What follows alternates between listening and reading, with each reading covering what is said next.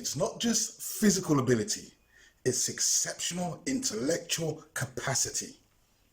It's what people don't understand.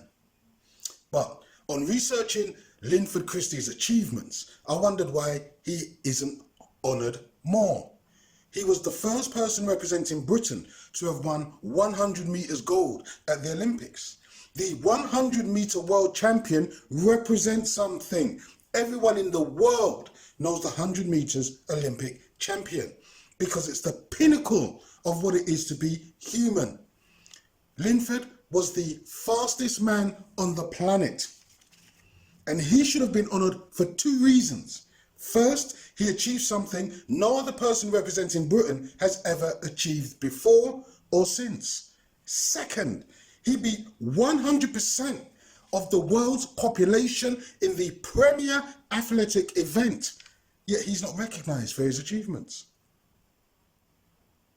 But man who's won medals for rowing a boat, who beat the 1%, only their class of people are given the highest honours. So we need to create our own awards to give due respect and honour our own. Let someone set up the Y Awards. WHY stands for We Honour You. You see, psychologically, putting people on a pedestal has a psychological impact. It motivates, it inspires, it shows the potential within. So in the Y Awards, you have the Maroon Award, the Louverture Award, the Queen Nanny Award, the Cujo, the Samuel Sharp, the Bussa, the Paul Bogle Awards for outstanding achievement, for excellence, for supreme endeavours. And imagine the impact the Y Award will have if it is filmed, broadcast and shared amongst we, and it's shown to the youths. Imagine the impact. Look at the outstanding achievements of the grandchildren of the Windrush generation who are representing the same people who are deporting us. Lewis Hamilton, 6 times Formula One champion, number 2 on the list. The only black man who has ever raced in Formula One.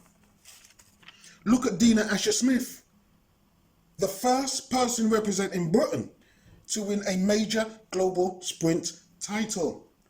She is the European champion, the Commonwealth champion, and the world champion. She won 200 metres gold at the World Championships this year. She won silver at the 100 metres. And she also won silver in the 4 times 100 metres. Katarina Johnson-Thompson, she also won gold at the World Championships in 2019.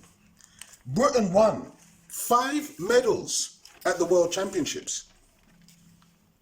Jamaica won 12 medals. There's only 3 million of them.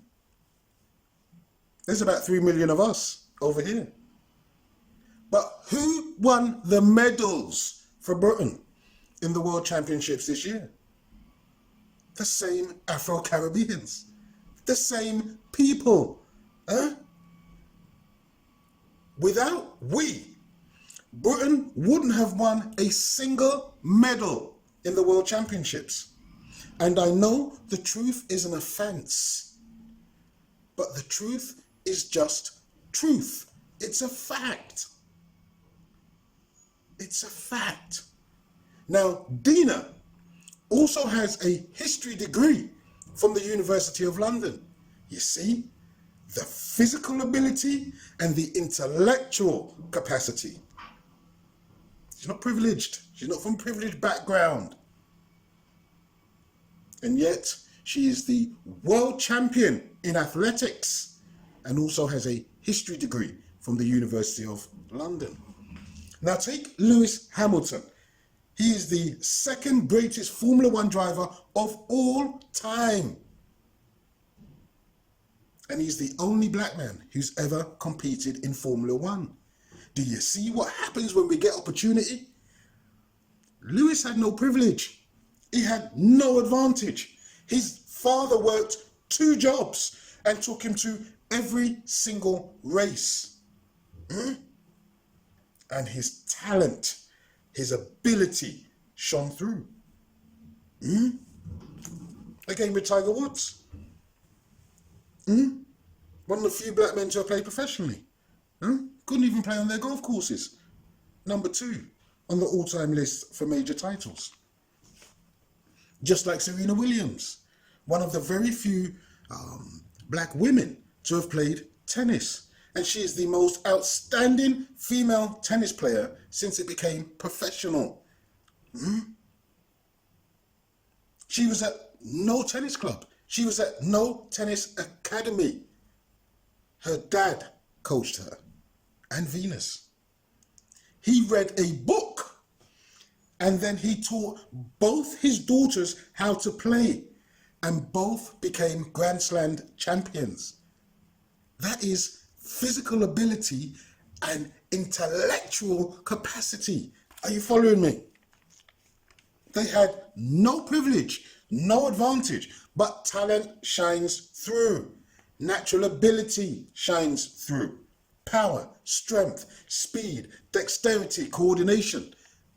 It all shines through. But you see, people overlook the intellectual capacity that goes alongside the physical ability. The intellectual capacity is just as important, but people don't recognize it because it's not mentioned to them. People see the physical ability, but they don't acknowledge the intellectual capacity. Serena and Venus Williams' father picked up a book, read it, and taught his daughters how to play tennis. They're the greatest tennis players in the modern era. Intellectual capacity.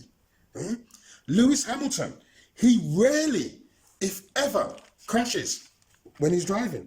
If he's involved in a crash, it's not his fault. Lewis Hamilton rarely, if ever, spins off the track or goes wide. On a wet track, Lewis Hamilton is supreme. That's mental dexterity. That's mental calculation. That's intellectual capacity, because he's using his intellect to do minute calculations according to the conditions and according to how the other drivers are driving around him. At that speed in a Formula One car, as well as his physical ability to manage that car, he is also doing extreme mental calculations at such a level that he's able to outperform all the other drivers. And he does this consistently. Lewis Hamilton has the record for the all-time most pole positions in Formula One. He has the all-time most career points. He has the most Grand Slams in a season. And the Grand Slam is, he had pole position, he won the race, he had the fastest lap, and he led every single lap. And he also has the all-time most points in a season. Do you follow me? That is skill and mental and intellectual ability. Serena Williams, multiple Grand Slam champion, the best female tennis player since tennis became open to all, since it moved from amateur, when only the privileged could play because others had to work, when it moved to professional and players got paid. Serena Williams reigns supreme. The media focuses on her physical attributes to downplay her achievements and to insinuate that she has some kind of unfair advantage because she is stronger, more powerful, and faster, because she dominates and overwhelms her weaker opponents. But what they never mention is the intelligence of Serena, because she has to figure out her opponent's game and she will adapt her game in order to beat her opponent. That's intelligence. So not only is Serena stronger, faster, more powerful than her opponent, her game is also more flexible. She can adapt her game under the most extreme pressure in a Grand Slam final, at the highest level of the game, just to beat her opponent. Do you get me? In the pressure of the moment, in a Grand Slam final, Serena has the mental capacity to work out her opponent's game, her opponent's strategy, and then adapt her game to defeat her. That's intelligence, and people don't recognize it. Serena and Venus have played in 4 consecutive Grand Slam finals. That's 2 sisters who were taught by their father how to play tennis, and they appeared in 4 consecutive Grand Slam finals. And some people never like it. They didn't like it because it's showing something.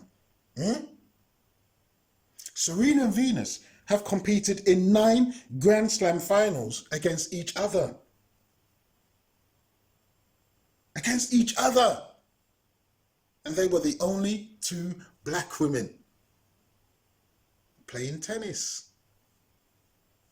So it's not just physical ability, it's mental capacity. It is intelligence capacity on top of the physical attributes. Thank you for watching. Please share and subscribe. More videos coming soon.